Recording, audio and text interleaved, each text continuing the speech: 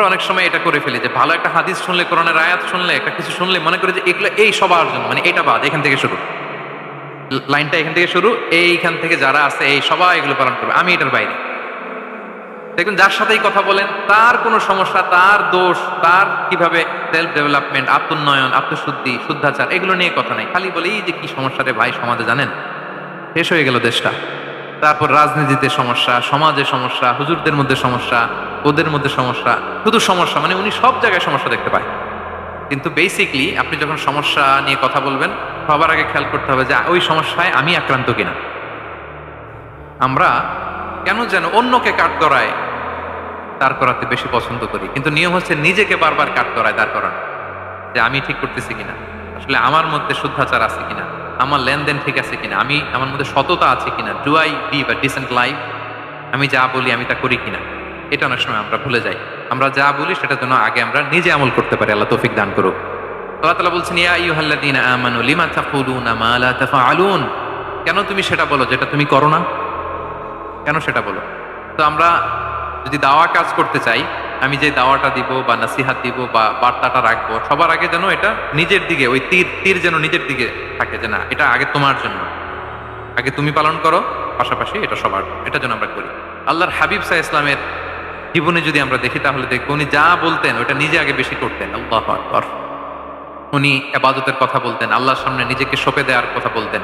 আর নিজেকে কিভাবে সঁপে দিতেন দেখেন, তিনি যখন দোয়া করতেন নিজেকে ছোট করতে করতে তিনি আল্লাহরে বলতেন, আল্লাহুম্মা ইন্নী আবদুক ওয়া ইবনু আবদিক ওয়া ইবনু আমাতিক নাসিয়াতি বিয়াদিক, হে আল্লাহ আমি আপনার দাস, আল্লাহ আমি দাসের ঘরের দাস, দাসীর ঘরের দাস।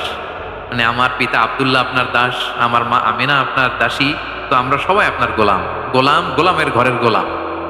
এর চেয়ে তুচ্ছ, ছোট, নগণ্য করে কি আর আল্লাহর সামনে নিজেকে পেশ করা যায় বলেন? এরপর তিনি বলতেন, নাসিয়াতি বিয়াদিক, আল্লাহ আমার মাথার চুলের ঝুঁটি আপনার হাতের মুঠোয়।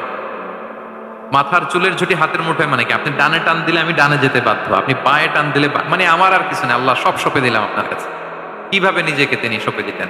তাহাজ্জুদের সালাতে যখন রাতে দাঁড়াতেন, আম্মা জান আয়েশা রাদিয়াল্লাহু তাআলা আনহা বলেন, দাঁড়িয়ে থাকতে থাকতে পা দুইটা ফুলে যেত এরকম, হাত্তা তাতাফাত্তারা কদামা, খুব কষ্ট হতো আল্লাহ রাসূল সাল্লাল্লাহু আলাইহি ওয়াসাল্লাম। আম্মা জান আয়েশা বলতেন, ইয়া রাসূলুল্লাহ ক্বাদ গুফিরা লাকা মা তাকাদ্দামা মিন যামবিকা ওয়া মা তাআখার, আল্লাহ তো বলেছেন আপনার সব গুনাহ মাফ, গুনাই তো নাই, তাও ঘোষণা সব গুনাহ মাফ, এত কষ্ট নিজের দেহের উপর নিজে কেন দেন? আল্লাহর হাবিব সাল্লাল্লাহু আলাইহি ওয়াসাল্লাম বলতেন, আফালা উহিব্বু আন আকুনা আবদান শাকুরা, আয়েশা এটা ঠিক আল্লাহ আমাকে মর্যাদা দিয়েছেন, কিন্তু আমি কি শুকরগুজার বান্দা হতে চাইবো না? আল্লাহর নেয়ামতে যে আমি ভেসে বেড়াই, আল্লাহর নেয়ামতে যে আমি বেঁচে আছি, আল্লাহর অনুগ্রহের কারণে যে আমার এত সম্মান, সে আল্লাহর প্রতি আমি কি নিজেকে পেশ করব না? আফালা উহিব্বু আন আকুনা আবদান, আমি কি শুকরগুজার হব না? আমার রোলটা তো আমাকে প্লে করতে হবে, আমাকে তো উজাড় করে আমার রবের সামনে আমাকে উপস্থাপন করতে হবে।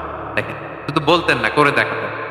রাতের সালাতে যখন কিয়ামুল লাইল করতেন, কাঁদতে কাঁদতে দাড়ি ভিজে যেত, কাঁদতে কাঁদতে হাত্তা বাল্লাল আরদা হাত্তা বাল্লা লিহিয়াতাহু হাত্তা বাল্লা হাজরাহু, কাঁদতে কাঁদতে জুব্বা ভিজে যেত। সিজদায় পড়ে যখন থাকতেন কাঁদতে কাঁদতে জমিন ভিজিয়ে ফেলতেন আল্লাহর হাবিব সাল্লাল্লাহু আলাইহি ওয়াসাল্লাম।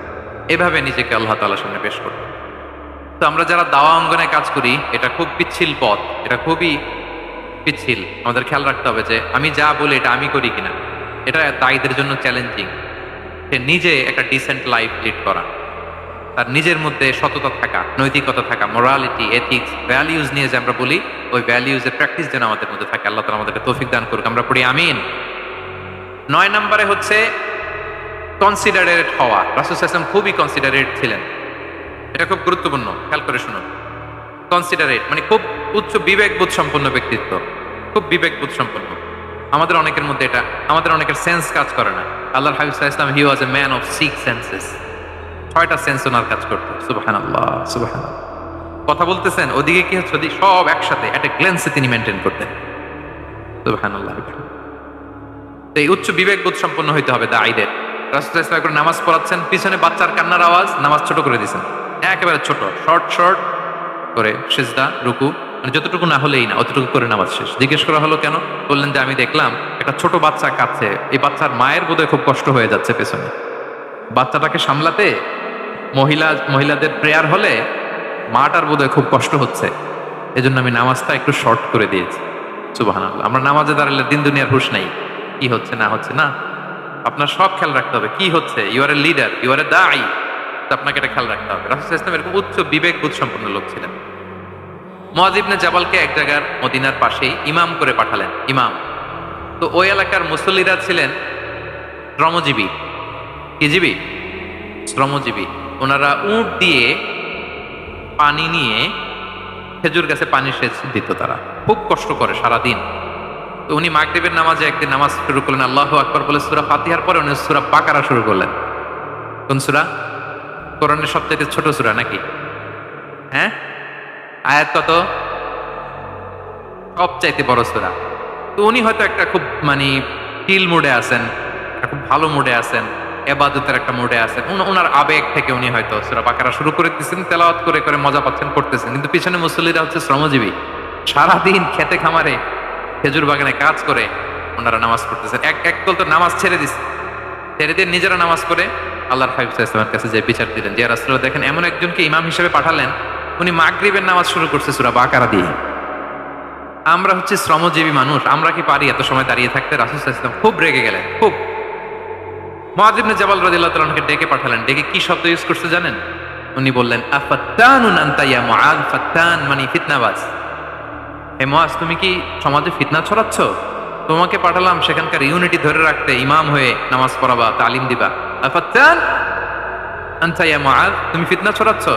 তুমি কেন সাব্বিহ ইসমা রাব্বিকাল আলা তোমার মুখস্থ নাই? ওয়াশ-শামসি ওয়া দুহাহা মুখস্থ নাই? হাদিসে দুইটা সূরার কথা, যে এই সাইজের সূরাগুলো পারো না, তুমি এগুলো দিয়ে নামাজ পড়াও যাতে ওদের কষ্ট না হয়।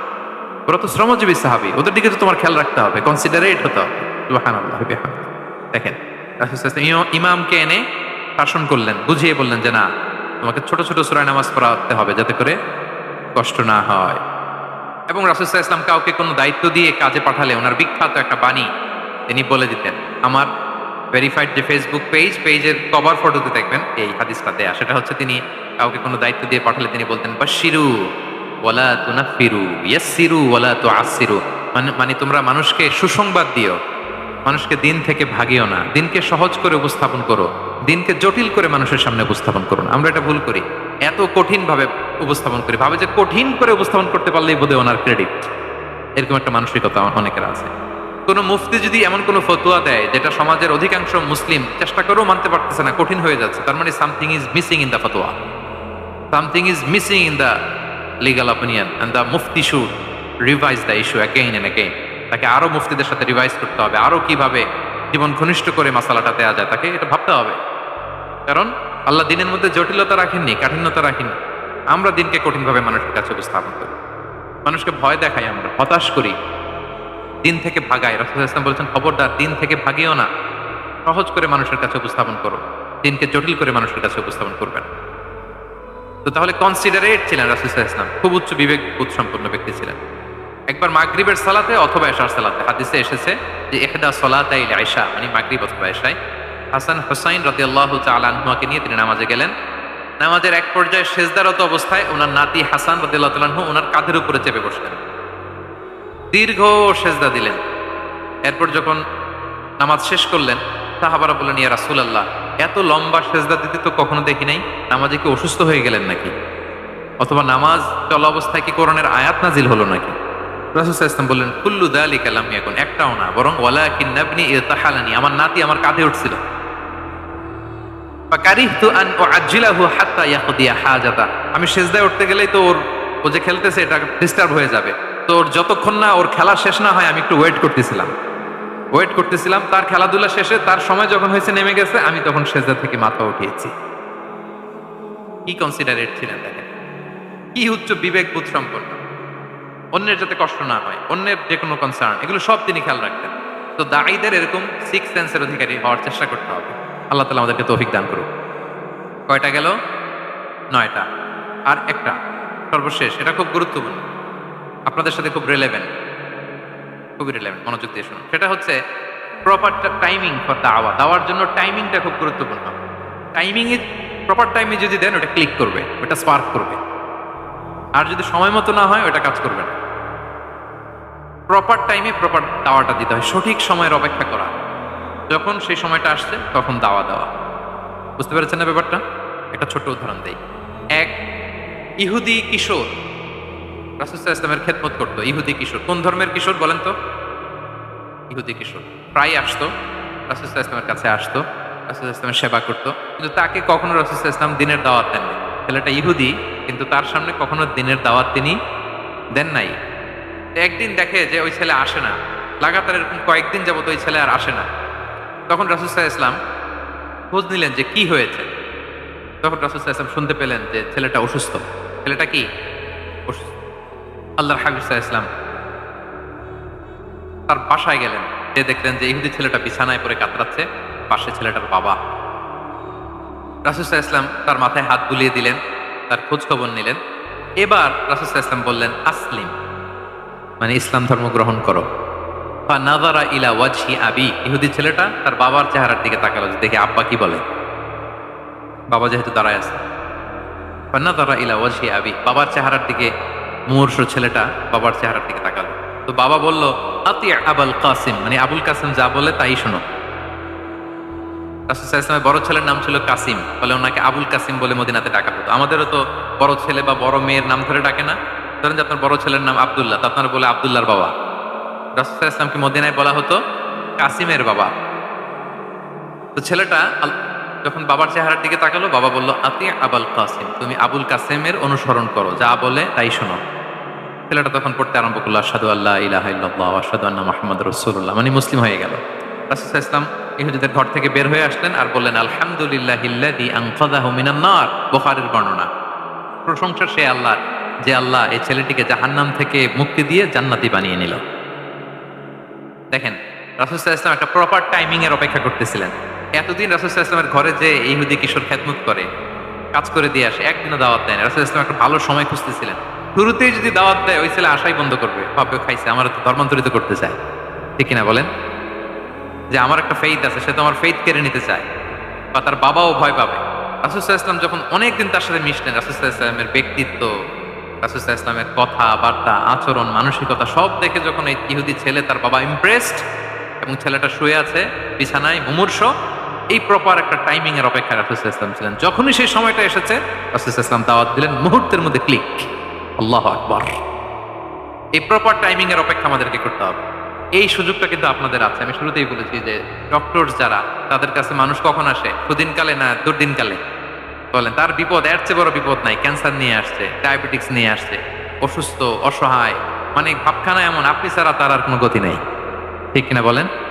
এই প্রপার টাইমে যখন আপনি মনে করবেন যে now it's high time to give দাওয়া, জাস্ট ডু ইট। যখন মনে করবেন যে না এখন একটা সুন্দর সময়, এখন বললে এটা কাজে দিবে, ওই সময়টাকে আপনি কাজে লাগান। তাহলে দাওয়া মেথোডোলজি সর্বশেষ পয়েন্ট হচ্ছে প্রপার টাইমিং ফর দাওয়া। যখন দাওয়া দিলে কাজে লাগবে, ঠিক তখন দিতে হবে। কি পারা যাবে তো ইনশাআল্লাহ?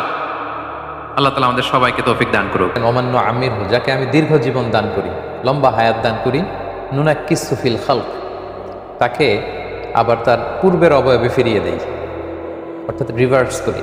নুনাক্কিসু বিমা আনা নুআক্কিসু, আকস মানে অপোজিট, বিপরীত, রিভার্স, আবার রিভার্সে নিয়ে যায়। নুআম্মিরহু শব্দটা এসছে উমর থেকে। উমর মানে বয়স, যাকে আমি লম্বা বয়স দেই, 90 বছর, 100 বছর বা 100 ঊর্ধ্ব যার বয়স, ওই বয়সে যারা পৌঁছে যায়, তাকে আমি আবার ফ্লিপ করি, রিভার্স করি। রিভার্স করে কাইন্ড অফ তার শৈশবে আমি ফিরিয়ে নিই। ব্যাপারটি কেমন? ব্যাপারটি আসলে আল্লাহ তাআলা এখানে আমাদের যে লাইফ সাইকেল, এই সাইকেলটাকে তিনি বোঝাতে চাচ্ছেন যে আমাদের জীবন শুরু হয় শৈশব দিয়ে, তারপর চলে আসে কৈশোর, তারপরে যৌবন, তারপরে আসে বার্ধক্য। আল্লাহ তাআলা বোঝাতে চাইলেন যারা বার্ধক্যে পৌঁছে যায়, দীর্ঘ জীবন পায়, তারা কেমন যেন আবার ঘুরে ফিরে আবার রিভার্স করে সে শৈশবে ফিরে যায়। আপনি একটু খেয়াল করলে দেখবেন যে কেউ যখন বার্ধক্যে উপনীত হয়, তার দেহের যে শক্তি, সামর্থ্য, শৌর্যবীর্য সেটা থাকে না, দুর্বল হয়ে যায়। যেমনি শৈশবকালে আমরা দুর্বল ছিলাম, যখন কেউ অনেক বয়সে পৌঁছে যায়, অন্যের হেল্প ছাড়া সে চলতে পারে না। অর্থাৎ শৈশবের সময়টা তো ছোট বাচ্চাকে কোলে তুলে না রাখলে, তাকে টেক কেয়ার না করলে, দেখে না রাখলে সে যেমনি চলতে পারে না। ছোটবেলায় আমরা যেমনি পেশাব পায়খানা করে যে কোনো জায়গায় নষ্ট করে ফেলতাম, বয়স যখন 90-100 পার হয়ে যায়, তার অবস্থাটাও ঠিক একই রকম হয়ে যায়।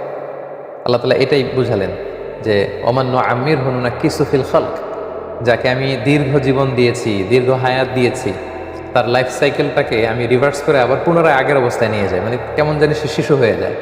শিশুরা যেমনি ফেল করে থাকে, কিছু বোঝে না। আমাদের দাদি নানি যারা 90-100 বছর হায়াত হয়েছে, তারাও অনেক কিছু মনে রাখতে পারে না, ফেল করে তাকিয়ে থাকে। তাদের আচরণটাও শিশুদের আচরণের মতো। তা আল্লাহ বললেন, এই যে শৈশব, কৈশোর, যৌবন, এরপরে বার্ধক্য, বার্ধক্যের পরে আবার কেমন যেন তোমরা সেই আগের শৈশবে ফিরে যাও, শিশুদের মতো আচরণ করো, শিশুদের যে ফিচার থাকে ওই ফিচারে তোমরা ফিরে আসো।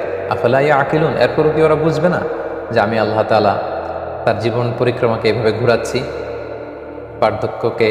বার্ধক্য পার করার পর তাকে আবার শৈশবে নিয়ে যাচ্ছি, অনেকটা এরকম। এ আয়াতটা দিয়ে আল্লাহ তাদের চিন্তার দুয়ারে একটা ছোট্ট রিমাইন্ডার দিলেন, একটু নক করলেন। এরপর আল্লাহ তাআলা মুশরিকদের একটা জবাব দিচ্ছে। মুশরিকরা রাসূল সাল্লাল্লাহু আলাইহি ইসলামকে শাআইর, কবি বলে গালি দিত।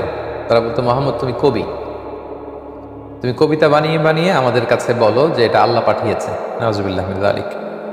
তুমি, তোমার মধ্যে কাব্য প্রতিভা আছে, তুমি নিজে কবিতা রচনা করো, কম্পোজ করো, এরপর আমাদের কাছে এসে বলো আল্লাহর বাণী বলে চালিয়ে দাও। আল্লাহ এটার শক্ত সমালোচনা করে জবাব দিচ্ছেন যে ওমা আল্লামনাহু শি'রা, আমি আমার নবী মুহাম্মদ সাল্লাল্লাহু আলাইহি ওয়াসাল্লামকে কবিতা শিখাইনি। ওমা ইয়ামবাগি লাহু, আর তার জন্য এটা শোভনীয় নয় যে সে কাব্য প্রতিভা চর্চা করবে। ইন হুয়া ইল্লা যিকরুন, এটা হচ্ছে একটা উপদেশ বাণী, কোরআনটা হচ্ছে একটা উপদেশ। ওয়া কুরআনুম মুবিন, এবং এটা হচ্ছে সুস্পষ্ট কোরআন, এটা সুস্পষ্ট আল্লাহ তাআলার পক্ষ থেকে জিবরাইল আলাইহিস সালাম মারফত বিষ্ণু ঈসা ইসলামের কাছে আসা সর্বশেষ, দ্য লেটেস্ট রেভেলেশন। আমি মুহাম্মদকে কাব্য প্রতিভা শিখাইনি। কবিদের যে ফিচার, তার কোনোটাই বিষ্ণু ঈসা ইসলামের সাথে যায় না। কবিরা মন গড়া কথা বলে, তাদের ইমাজিনেশন, কল্পনাপ্রসূত কথা বলে, ছন্দের তাল লয়, কবিতার লাইনের পংক্তিগুলোর অন্তমিল রাখার জন্য তারা যেমন মন চায় কথা বলে। বিষ্ণুনবী কি কখনো এরকম বলেছেন? না, বলেননি। অনেক কবিদের চারিত্রিক অনেক সমস্যা থাকে। বিষ্ণু ঈসা ইসলামের কি ক্ষেত্রে এটা ঘটেছে? না। নিষ্কলুষ পবিত্র চরিত্রের তিনি অধিকারী। অনেক কবি আবুল তাবুল বলে, অশ্লীল বিভিন্ন বিষয় নিয়ে তারা কথা বলে। বিষ্ণু ঈসা ইসলামের কোনো কথার মধ্যে কি কোনো ধরনের অশ্লীলতা এর ছোঁয়া আছে? না। বরং বিষ্ণু ঈসা ইসলাম যা বলেছেন সত্য বলেছেন, মানবতার পক্ষে বলেছেন, মোরালিটি, ইথিক্স এগুলোর পক্ষে বলেছেন। অর্থাৎ একজন কবির যে সাধারণত ফিচার থাকে, এরকম ফিচার বিষ্ণু ঈসা ইসলামের মধ্যে পাওয়া যায় না। এবং বিষ্ণু ঈসা ইসলাম আল্লাহ বোঝাতে চাইলেন যে হে কুরাইশরা, তোমাদের এলাকাতেই তো জন্মগ্রহণ করলো, মক্কা হচ্ছে মুহাম্মদ সাল্লাল্লাহু আলাইহি ইসলামের বার্থ প্লেস। সে শিশু ছিল তোমাদের মাঝে, কৈশোর যৌবন পার হয়ে আজকে 40 বছর পরে নবুয়ত দাবি করার কারণে তোমরা তার উপর মিথ্যা লেভেল আপ করছো। পয়েট, শায়ের বলে তোমরা লেভেল দিচ্ছ মুহাম্মদ সাল্লাল্লাহু আলাইহি ইসলামকে। কই, সে তো কারো কাছে কোনোদিন পড়তে যায়নি, শিখতে যায়নি। এবং বিষ্ণু ঈসা ইসলাম কারো কাছে কখনো কোনো অক্ষর জ্ঞান তিনি শিখেননি, বরং সরাসরি আল্লাহ তাআলা বিষ্ণু ঈসা ইসলামকে শিখিয়েছেন। কারো কাছে যে বিষ্ণু ঈসা ইসলাম নতজানু হয়ে বসেননি যে আপনি আমার শিক্ষক, আপনি আমাকে শিখান না, এটা বিষ্ণু ঈসা ইসলামের ক্ষেত্রে যায়নি। বিষ্ণু ঈসা ইসলাম বলতেন আল্লামানি রব্বি, আমার রব আমাকে শিখিয়েছেন। সরাসরি আল্লাহ তাআলা বিষ্ণু ঈসা ইসলামকে শিখিয়েছেন। এবং ওনার পুরো জীবনে কখনো তিনি কবিতা বলেননি। হাদিসে দুই একটা জায়গায় দুই একটা লাইন পাওয়া যায় যে কথাগুলো মিলে যায়। হুনাইন যুদ্ধে রাসূল সাল্লাল্লাহু আলাইহি ওয়াসাল্লাম ইন্সপায়ার করার জন্য বলেছিলেন আনান নবী লা কাযিব আনা ইবনু আব্দুল মুত্তালিব। তারপর যখন মসজিদে নববী তিনি বিল্ড আপ করবেন, মাটি কাদা পাথর নিয়ে তৈরি করছিলেন, তখন দু একটা কথা বলেছিলেন যেগুলোর অন্তমিল মিলে যায়। এটা হচ্ছে কোইন্সিডেন্ট, কাকতালীয় ব্যাপার। কিন্তু কেউ ঘূর্ণাক্ষরে বলতে পারবে না যে রাসূল সাল্লাল্লাহু আলাইহি ওয়াসাল্লাম কখনো কবিতা বলেছেন বা কাব্য প্রতিভা ওনার মধ্যে ছিল, এটা কেউ বলতে পারবে না। উনি তো কারো কাছে অক্ষর জ্ঞানী শিখেননি, কারো কাছে যে কোনো কিছু লেখাপড়া এগুলো শিখেননি, সরাসরি আল্লাহ তাআলা বিষ্ণু ঈসা ইসলামকে শিখিয়েছেন। কেন আল্লাহ তাআলা বিষ্ণু ঈসা ইসলামকে সবার থেকে এরকম আলাদা রাখলেন? কেন কাব্য প্রতিভা শিখাননি? এর কারণ হচ্ছে বিষ্ণু ঈসা ইসলামের মধ্যে যদি কাব্য প্রতিভা থাকতো, কবিতা বানানোর, কবিতা পড়ার, বলার, প্রকাশ করার টেন্ডেন্সি থাকতো, তাহলে কুরাইশদের কথার একটা ভ্যালিডিটি চলে আসতো যে মুহাম্মদ সাল্লাল্লাহু আলাইহি ওয়াসাল্লাম নিজে কবিতা বানিয়ে বানিয়ে, মন গড়া কথা বানিয়ে আল্লাহর নামে চালিয়ে দেয়। আল্লাহু আকবার। এজন্য আল্লাহ বলেন ওমা আল্লামনাহু শি'রা, আমি মুহাম্মদকে কবিতা শিখাইনি।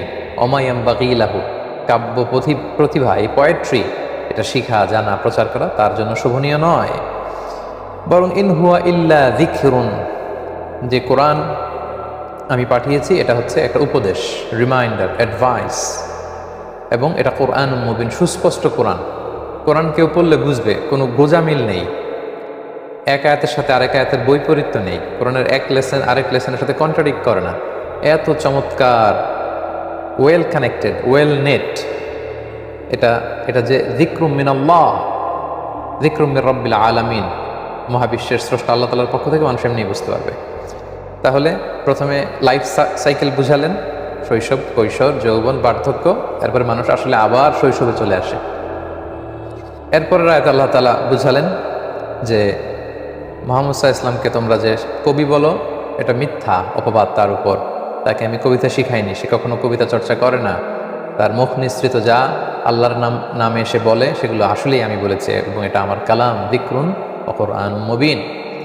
তো এই কোরআনটার কাজ কি? আল্লাহ তাআলা এই কোরআন দিয়ে কি হবে সেটা বললেন, যে লিউনযিরা মান কানা হাইয়ান, যাতে করে এই কোরআন সতর্ক করতে পারে মান কানা হাইয়ান, যারা জীবিত তাদেরকে, ওয়া ইয়াহিক্কাল কাউলু আলাল কাফিরিন, এবং কাফিরদের জন্য যে শাস্তি এটা যেন অবধারিত হয়, অথবা কাফিররা জেনে বুঝে কোরআন না মানলে তাদের জন্য যে আযাব এটা সুনিশ্চিত হয়ে যায়, বা কাফিরদের জন্য যে কথাটি সেটি বাস্তবায়িত হয় এই কোরআনের সতর্কতার মধ্য দিয়ে। এখানে এই আয়াতের মধ্যে বেসিক্যালি দুইটি কথা। এক হচ্ছে কোরআন এসেছে জীবিত মানুষদের জন্য, এই বিষয়টা এই আয়াত আমাদের সামনে স্পষ্ট করে। আল্লাহ বলেন লিউনযিরা, যাতে করে কোরআন সতর্ক করতে পারে কাদেরকে? মান কানা হাইয়ান, যারা জীবিত। তাহলে জীবিত মানুষের অভ্যাস বদলাতে কোরআন এসেছে। জীবিত, the living creature, human being, তাদের আচরণে তুমুল আমূল পরিবর্তন আনার জন্য এই কোরআন এসেছে। হিস্ট্রি বদলে দেওয়ার জন্য এই কোরআন এসেছে, মৃত মানুষদের জন্য কোরআন আসেনি। আমরা প্রায় অনেক সময় দেখি যে মানুষ একজন মারা গিয়েছে, তার লাশ খাটিয়ার উপর ফেলে রাখা হয়েছে, এরপর হেফজখানা থেকে কিছু ছাত্রদেরকে ভাড়া করে এনে তার চারদিকে গোল করে কোরআন নিয়ে পড়ে শোনাচ্ছে। তো এই মৃত ব্যক্তির সামনে যে কোরআন পড়া হচ্ছে, উনি কি শুনতে পায়? এই কোরআনে তার কোনো ফায়দা হয়? দেখা যাবে যে আজীবন সে কোরআনের বিরোধিতা করেছে, কোরআনের আইনের বিরোধিতা করেছে, কোরআনের শিক্ষার বিরোধিতা করেছে, কোরআনের বিরুদ্ধে ছিল তার সারা জীবনের সমস্ত কর্মকাণ্ড আর এজেন্ডা। আর মরার পরে তারপর কোরআন তাকে শোনানো হচ্ছে। সম্মানিত ভাই এবং বোনেরা, মৃত মানুষকে চেঞ্জ করার জন্য কোরআন আসেনি, কোরআন এসেছে জীবিতদেরকে চেঞ্জ করবার জন্য। এটাই আল্লাহ তাআলা সুস্পষ্ট বলেছেন যে লিউনযিরা মান কানা হাইয়ান, যারা জীবিত